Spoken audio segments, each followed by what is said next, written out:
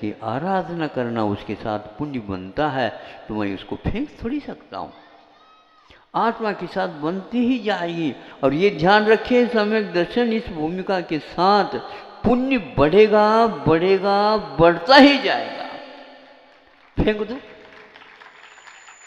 फेंकने के भाव भी करोगे तो उससे चौगुना और बनेगा, वो चिपकेगा, क्योंकि आपके संकल्प के ऊपर ये निश्चित है। नहीं चाहोगे, किस लिए नहीं चाहोगे? महाराज इतना सब फल जब मिलेगा तो विषयों को मैं कैसे दूर कर सकूंगा? अरे विषयों से दूर कराने वाला भी वही पुण्य है। व्यसनों की ओर ले जाने वाला वह पुण्य हमेशा हमेशा पाप की ओर ले जाता है। और जो दान आदि करके बदले में हमें कुछ नहीं चाहिए, सब लोग सुखी रहे, सब जीव जगत के, यह भाव उसके लिए, ऐसे वस्तुओं के संयोग मिलने के उपरांत भी उसे हे दृष्टि के यानी फल के प्रति उपेक्षा भाव, ये सम्यक दृष्टि का सक्रिय सम्यक दर्शन है। ये आप अपने जीवन को सक्रिय बनाओ, निष्क्रिय बनते जा रहे हो।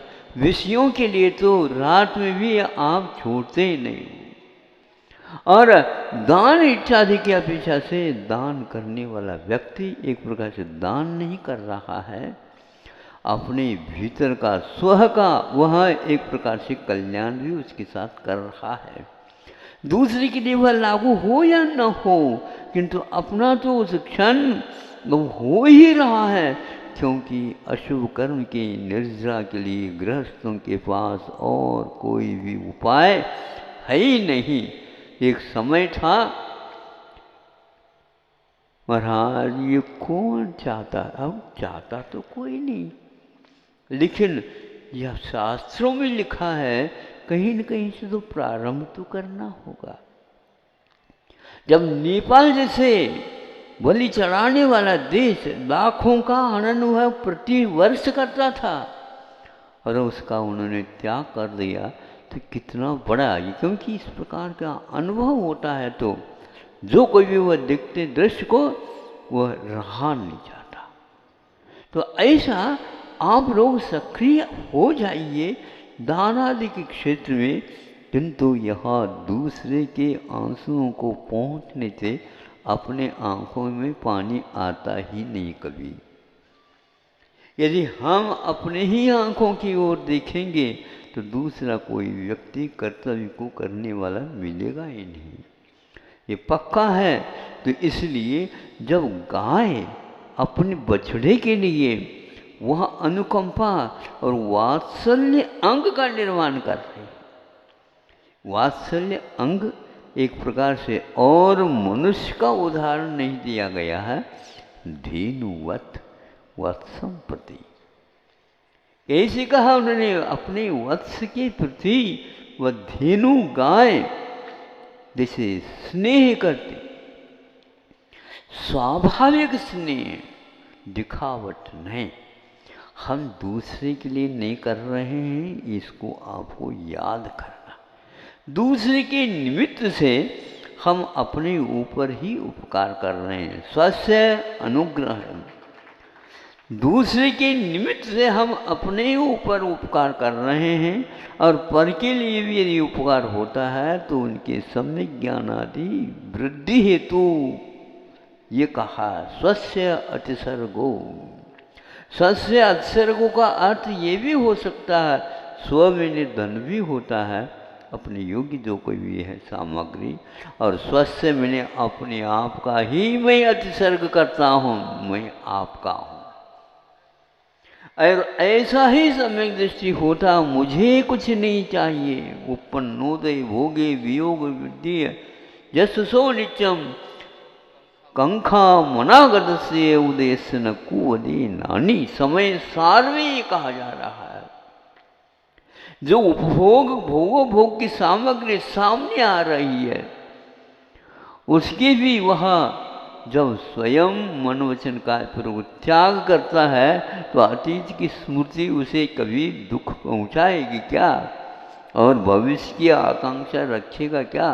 कभी भी नहीं रख सकता। भोगोपभोग मिलने पर भी उपेक्षा, ना भूत की स्मृति, अनागत की अपेक्षा। भोगोपभोग मिलने पर भी उपेक्षा, ज्ञानी जिन्हें विषय तो विष दीखते हैं, वैराग्य पाठ उनसे हम सीखते हैं। ये कौन सी गाथा मैं आपके सामने कह रहा हूँ? सम्यक दर्शन की गाथा है, समय सार में लिखी गई है। वे कुंद कुंद गुफा में बैठ करके आप लोगों के लिए हजारों वर्ष होने के उपरांत भी वह गाथा आपको कान पकड़ करके उठा रही है। बेटा उठ जा, तुम्हारा भविष्य इसी के ऊपर आधारित है।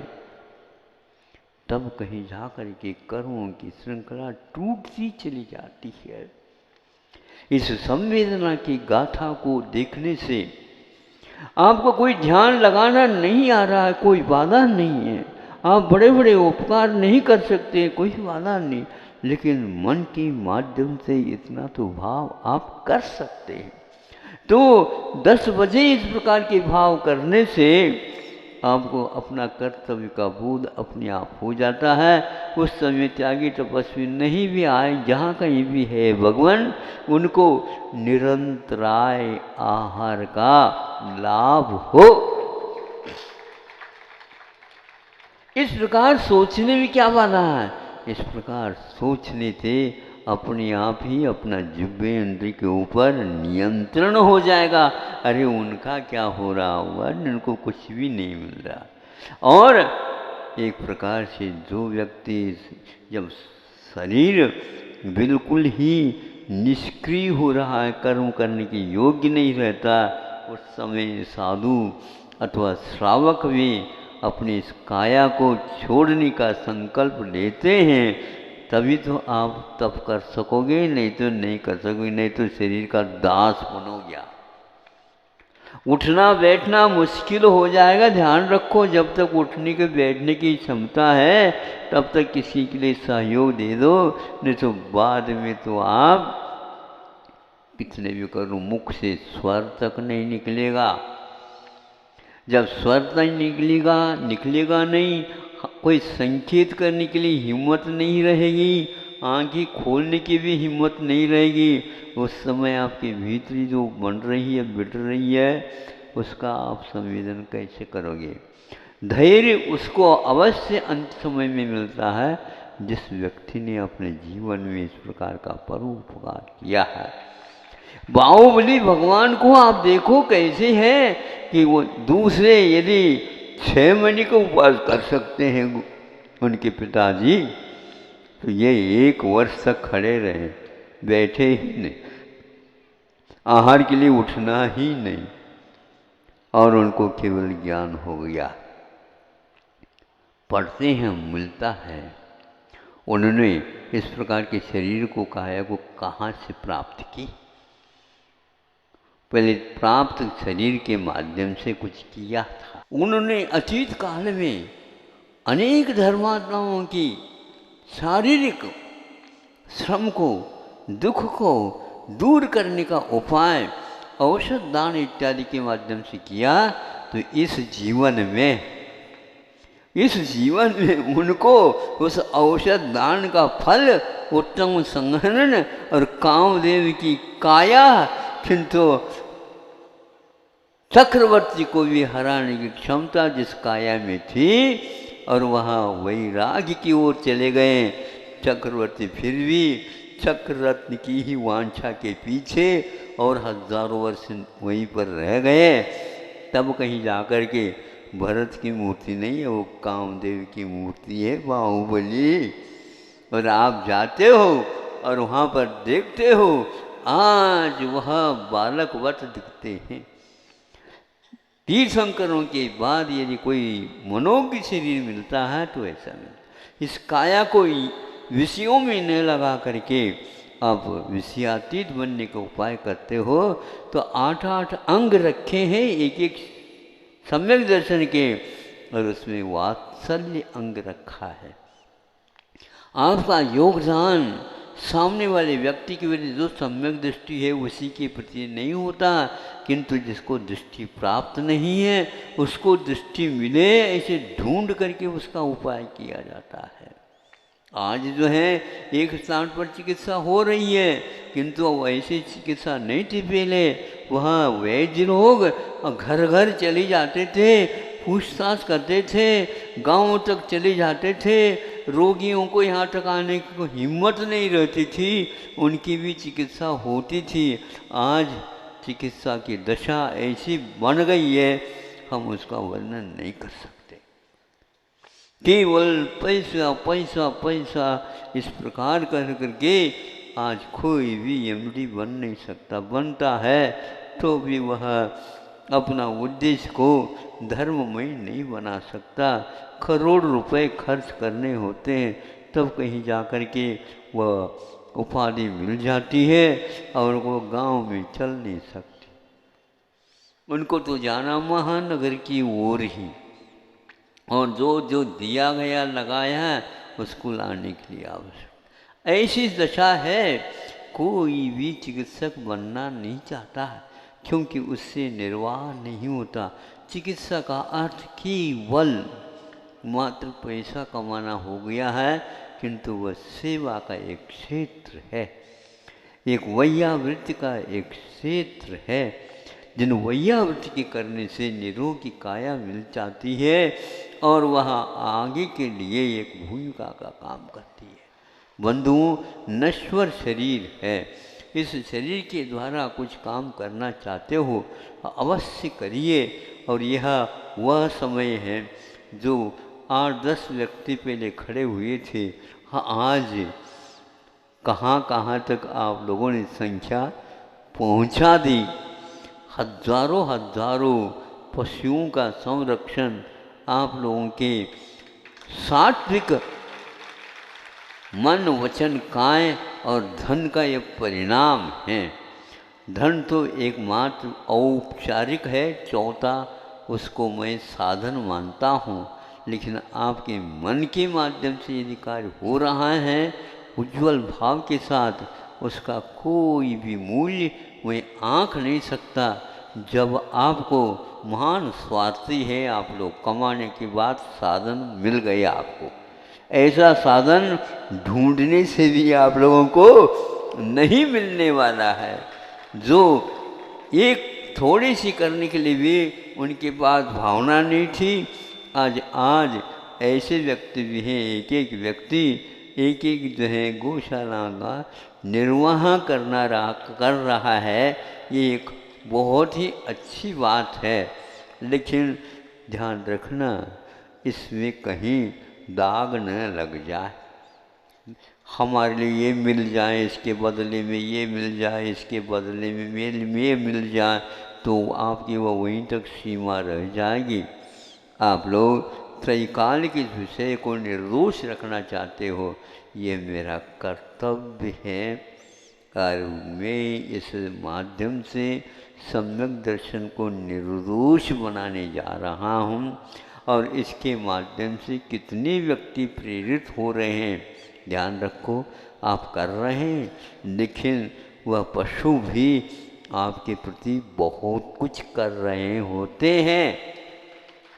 आप यदि उन्हें दवाई देते हो, आप उन्हें यदि चारा देते हो, वे देते हो, लेकिन इसकी कीमत, इसका मूल्य सीमा को लेकर के है। जब आपके प्रति वो करुणावान होकर के भाव व्यक्त करते हैं, उसका नाम दुआ कहलाता है। और उस दुआ के माध्यम से आपका भविष्य अवश्य उज्ज्वल होगा, इसमें कोई संदेह नहीं। वो बोल नहीं पा रहे हैं और वो बोल बहुत अनमोल है, ध्यान रखो। आँखों में से थोड़े 2 आंसू की बूंद भी आती हैं, वो भी कुछ बोलते हैं। उसको देखने से भी ये ज्ञात हो जाता है कि करुणा, संवेदना क्या वस्तु है, कर्तव्य क्या वस्तु है। हमें अपने सम्यक दर्शन को सक्रिय बनाना है, जिसके माध्यम से हमारी भूमिका हमेशा बनी रहेगी और आपकी गति परिवर्तित भले ही हो जाए, लेकिन जैसे यहाँ पर आपको जीवन मिला उससे भी कई गुना वहाँ पर जाकर के आपको यह धार्मिक वातावरण मिलेगा। साक्षात तीर्थंकरों के दर्शन करने के सौभाग्य आपको मिलने वाला, अवश्य मिलेगा। पक्की इसमें कोई संदेह नहीं है, क्योंकि ऐसा सम्यक दर्शन रखने वाला व्यक्ति देव ही होता, भले ही वह वृत्ति नहीं बना तो भी पक्का है, सिद्धांत में लिखा हुआ वह सम्यक दृष्टि बनेगा। है तो अवश्य ही स्वर्ग ही जाएगा। स्वर्ग को भी उन्होंने स्वर्ग मार्ग कहा है, सन्मार्ग है वो भी, क्योंकि कल्पवासी देव सम्यक दृष्टि को ही प्राप्त होता है और किसी को नहीं। सम्यक दृष्टि हो और भौनत्रिक में चले जाए संभव ही नहीं। सम्यक दृष्टि हो और तिरंच हो जाए संभव ही नहीं। सम्यक दृष्टि हो और यदि यहाँ से मनुष्य बनता है तो भी वो संभव नहीं। आपको दिव्य काया ही मिलेगी। हाँ, कुछ एक्सेशन अपवाद होते हैं, वो पहले आपने आयु का द्वार बंद किया हो तो वहाँ उस समय छूट हो जाती है, नहीं तो नहीं। और डायरेक्ट वहाँ से जाते ही आपका प्रारंभ हो जाता कार्य। मैं कहाँ से आया हूँ और कहाँ से नहीं, मेरा वो सब कहाँ चला गया, स्मरण हुआ था। मैं तो मुनि था, मैं तो श्रावक था, मुझे तो वो करना था, मुझे तो ये करना था, मुझे तो भगवान मिला हूँ कहाँ से। अरे उसी लिए तो हम हाथ जोड़ करके खड़े हैं। कहाँ है भगवान? आप चिंता न करो, हमारी सेवा को स्वीकार कर लो। तुम कौन हो? जो आपके लिए मैं प्रतीक्षा कर रहा हूँ। नहीं समझे? मैं आपके जीवन पर्यंत सेवा करूँगा, क्योंकि आपने उन पशुओं की सेवा करके आए और हम आपको छोड़ नहीं सकते कि करोड़ों देवी देवताएं आपके लिए हाथ जोड़ देते हैं, मुझे ये नहीं चाहिए। हम भी ऐसे कहते थे। अब आपको यहाँ से जाना होगा ही नहीं, हम आपको छोड़ ही नहीं सकते, क्योंकि हमने पहले से ठान लिया था ऐसा कौन स्वामी होगा जो जिनके हम सेवा करेंगे उनके साथ रहेंगे। अगली पर्याय में हमें भी इसी प्रकार गारंटेड है, ये पक्का है। तो उसको सर्वप्रथम विधि आदि में ले जा करके प्रभु के दर्शन कराते हैं, तब वह कार्यक्रम प्रारंभ होता। जैसे अभी सुन रहे हो उसी प्रकार समूह शरण में आपकी सीट रिजर्व चाहिए, टिकट चाहिए, पक्का मिलेगा, बिल्कुल पक्का मिलेगा। वहाँ पर कोई दूसरा व्यक्ति बैठ नहीं सकेगा, ऐसी सीटें हैं वहाँ पर, धन्य है। और वो समूह शरण में दिव्य ध्वनि खिलती रहती है। वहाँ पर त्रियंची को कोठी में गाय भी बैठी है, वहीं पर सिंह भी बैठा है। नरसिंह ही अब सिंह बना है। अब सोचो विचार करो, किंतु गैया के साथ वह अपना सक्रिय योगदान दे रहा है। हमें अज्ञान था, हम आपस में आपको एक दूसरे को खा लिया, पी लिया, अपना जीवन चलाया। ये बहुत अन्याय हुआ। आज आंखें खुल गई और प्रभु कह रहे हैं कि इसके भीतर भी आप जैसे ही आत्मा हैं।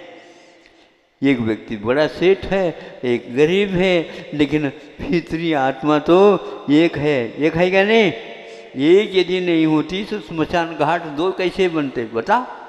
एक ही है स्मशान घाट, वहाँ पर तो सबको एक ही मिलेगा। हाँ, इसलिए स्मशान में जाना है तो जैसे एक ही मिलता है, उसी प्रकार अगले जीवन में आपको वह स्थान मिलने वाला है जहाँ पर बिल्कुल काया कभी भी रुग्ण नहीं होगी। अंतिम क्षण तक आप भगवान की आराधना कर सकेंगे और अपने साथी संगाती को लेकर के अपने भविष्य के बारे में भूमिका बनाना प्रारंभ कर दो। यहाँ से भूमिका बनाएंगे तो वहाँ पर वह सुदृढ़ हो जाएगी। फिर इसके उपरांत 1 भव 2 भव में, हाँ, हमेशा के लिए यहीं पर रहना है क्या आपको? नहीं है, जल्दी है, कर लो जल्दी, बिल्कुल। लेकिन ये ध्यान रखना, दूसरे के ऊपर, कंधों के ऊपर नहीं, अपने स्वयं पैरों से चलो आप और दूसरे को भी चलाओ।